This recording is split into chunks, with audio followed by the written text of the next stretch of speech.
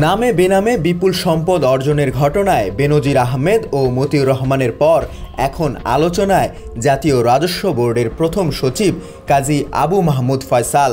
তার গ্রামের বাড়ি খুলনায়, গাড়ি বাড়ি ও প্লট রয়েছে।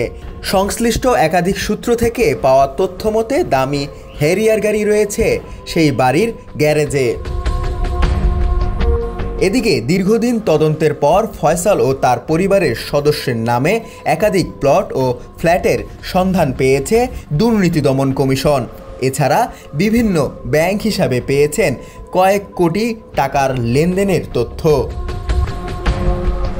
দুদকের আবেদনের পর ফয়সাল ও তার পরিবারের অন্য সদস্যদের নামে থাকা কোটি কোটি টাকার সম্পদ জব্দ করার নির্দেশ দিয়েছেন আদালত। দু একদিনের মধ্যে তার ব্যাপারে এনবিআর প্রশাসনিক সিদ্ধান্ত নিতে পারে এমন আভাস মিলছে। এছাড়া মতিউর ও তার পরিবারের সদস্যদের মতো ফয়সালেরও আসতে পারে দেশ ত্যাগের নিষেধাজ্ঞা। এই তালিকায় ফয়সালের পরিবারের সদস্যরাও থাকতে পারেন।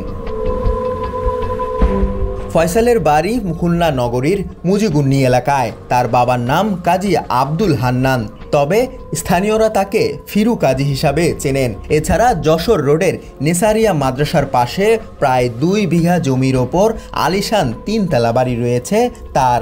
সেখানে গ্যারেজে একটি হ্যারিয়ার গাড়ি দেখা গেছে। ওই বাড়িতে ফয়সালের বাবা মা বসবাস করেন। আদালতের কাছে দুদক যে সম্পত্তির বিবরণী তুলে ধরা হয়েছে তার মধ্যে ফয়সাল ও তার স্ত্রীর নামে ঢাকা ও নারায়ণগঞ্জে 2টি প্লটের তথ্য আছে। রাজধানীর রমনায় ফয়সালের শ্বশুরের নামে 1টি প্লট এবং খিলগাঁওয়ে শাশুড়ির নামে 10 কাঠা প্লট রয়েছে। এসব জব্দের আদেশ দিয়েছে আদালত। এছাড়া ফয়সাল ও তার স্বজনের নামে থাকা 19টি ব্যাংক ও একটি আর্থিক প্রতিষ্ঠানের 87টি হিসাব অবরুদ্ধ করার আদেশ দেওয়া হয়েছে।